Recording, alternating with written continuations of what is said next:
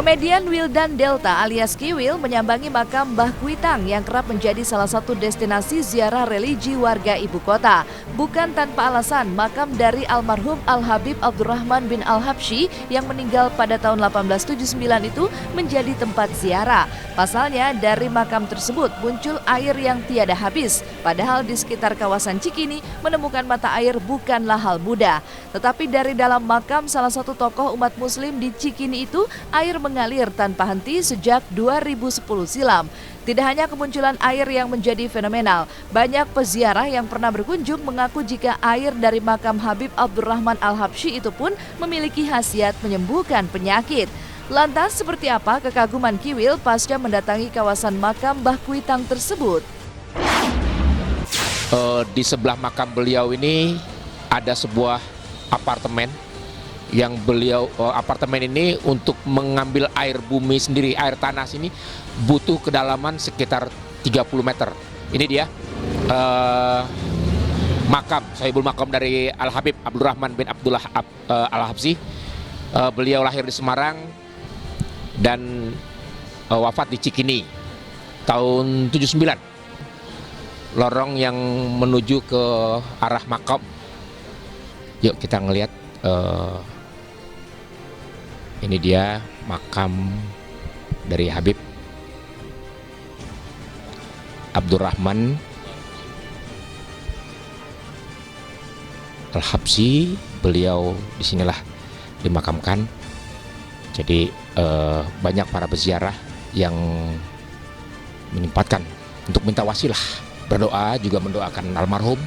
Dari makam ini ditancapkanlah pipa-pipa kecil yang sebesar kabel ini yang akan menampung air dari area makam ini, karena di sini kan ada sekitar 7 sampai 8 lubang mata air. Dari sini nanti kemudian dialirkan ke penampungan. Terakhir kalau kita hitung di sini jumlah mata airnya lebih dari 30 mata air.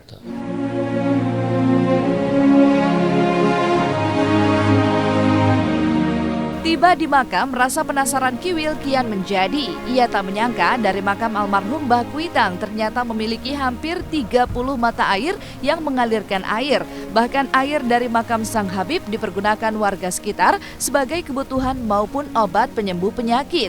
Lalu benarkah air dari makam Mbah Kuitang memiliki kualitas air hampir setara dengan air Zam-Zam? Seperti apa kesan Kiwil pasca mencoba air yang konon dipercaya telah banyak menyembuhkan banyak penyakit para peziarah tersebut?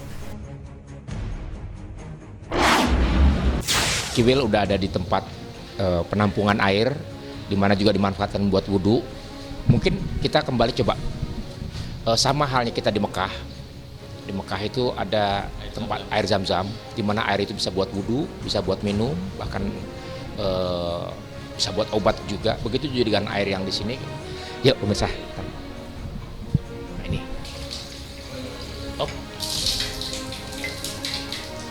Nah ini pemirsa, air yang sudah Kiwil ambil dari tempat wudhu. Di sini juga buat wudhu juga. Bismillahirrahmanirrahim.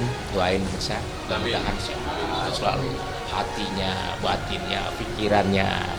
Insya Allah hidupnya Kiwil juga enak ya. Iya.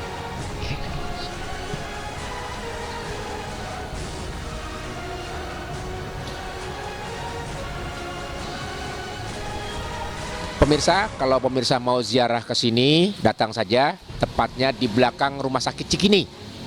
Pokoknya tanya aja Rumah Sakit Cikini, belakangnya itu, disitulah Habib Abdurrahman bin Abdullah Al-Habsyi. Beliau ini makamnya pokoknya nggak jauh dari Rumah Sakit Cikini. Ya, sih pemirsa Selebrita Pagi, insya Allah kita ketemu lagi. Jangan lupa saksikan terus Selebrita Pagi. Wassalamualaikum warahmatullahi wabarakatuh.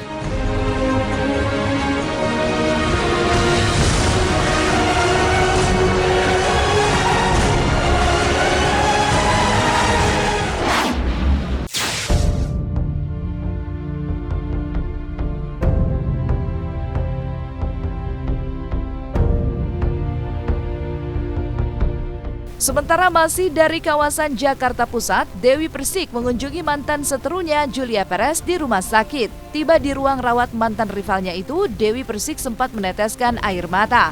Bukan kasihan, melainkan lantaran haru dan kagum pada sosok Jupe yang begitu tegar melawan kanker serviks yang menggerogoti tubuhnya. Lalu seperti apa kondisi Jupe saat dikunjungi Dewi Persik? Dengan kondisi yang seperti itu belum tentu kita bisa sekuat Mbak Julia Perez gitu. Jadi buat aku wajar gitu kalau misalkan Mbak Julia Perez tuh nangis, terus kemudian melihat kita kan Mbak Julia kan juga kepingin berkumpul bersama kita sebenarnya. Cuma kondisi yang tidak memungkinkan gitu. Jadi buat aku selama memang teman-teman ibaratnya seperti kami semuanya selalu mensupport dan selalu mendoakan, insya Allah Mbak Julia Perez itu tetap kuat dan semangat karena tidak ada siapapun yang meninggalkan Mbak Julia, kok nggak ada, semuanya ada buat Mbak Julia gitu. Petanya Mbak Julia suka apa, ternyata apa yang saya bawa dia suka, jadi dia orangnya suka ngemil makanan itu, katanya kayak biskuit, terus dia deman gitu, dia nyantai dia suka makan yang manis kayak biskuit gitu, dan mungkin lebih banyak kasih wejangan ke saya. Jadi saya datang di sana itu dikasih tahu, diwejangin. Selama 1 jam itu Mbak Jupe itu ngobrol, nggak berhenti, foto-foto yuk, sambil foto-foto. Terus udah gitu kasih wejangan, Dek, inget ya, kamu tuh kayak aku banget soalnya orangnya. Kalau udah tulus sama orang tuh udah, kalau udah disakiti udah kayak aku banget, kata dia. Terus kamu inget juga ya, jangan terlalu bergaul ke sana kemari. Harus bisa jaga kondisi, karena kalau misalkan kita terlalu banyak kerja juga, saya sakitnya itu karena satu, saya tuh orangnya gila kerja, dan yang kedua saya orangnya itu tidak mau refreshing, jadi hidup saya tuh selalu tegang sehingga stres, dan akhirnya saya punya penyakit seperti ini. Nah, Dewi jangan sampai kayak gitu ya, jadi uang kita banyak belum tentu menjamin sebuah kebahagiaan, intinya seperti itu. Yang menjamin kita bahagia itu adalah sehat. Kita boleh menghibur masyarakat sebagai seorang entertainer, tapi jangan sampai kita melupakan diri sendiri, dengan intinya harus menghibur diri sendiri.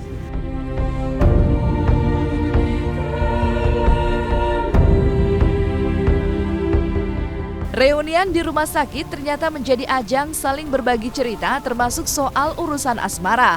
Meski kaki Jupe mengalami bengkak akibat penyumbatan pembuluh darah, namun mantan pelantun belah duren itu tak hentinya memberi wejangan kepada si goyang gergaji Dewi Persik.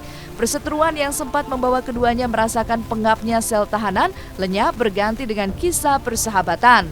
Lantas apa pesan Jupe untuk Dewi Persik, mantan rivalnya itu? Benarkah Jupe meminta DP berhati-hati terhadap pria yang ingin mendekatinya?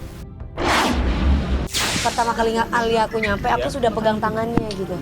Sampai tadi dari jam 4:30, sekarang sampai jam 1:30 jam aku di dalam tadi ya. Jadi sempat ngobrol, sempat curhat cowok. Hari gini cowok itu ya jangan nakal, jangan bandel. Jangan dari Mbak Jupe untuk saya itu adalah jangan banyak kerja. Karena apa yang saat ini Mbak Jupe alami itu karena Mbak Jupe itu stres akhirnya dia lari ke pekerjaan supaya dia bisa melupakan masalah-masalah yang ada. Oh iya, terus ngomong masalah pacar. Iya gimana? Bentar Mbak Fani.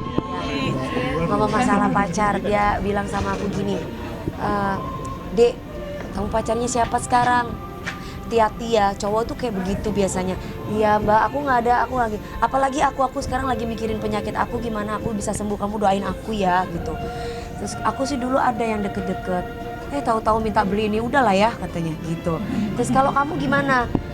Ingat ya kalau ada cowok yang minta-minta, kamu harus seperti aku, ilfil, bener gak sih? Iya. Lah, kamu bagaimana sekarang? Gak ada Mbakku. Iya jangan dulu ya, kamu harus cari yang bener-bener yang sayang sama kamu ya. Karena belum tentu dia sayang sama kamu, takutnya dia cuma numpang ke popularitas, takutnya dia cuma cinta duitnya. Kadang nanti takutnya kondisi kayak aku kayak begini, ya udah laki-laki pergi begitu aja. Dan aku akan nyempetin waktu aku untuk selalu kunjungi. Karena Mbak Jupe sendiri bilang aku gak butuh apapun. Aku didatangi gini seneng banget. Itu yang dibilang.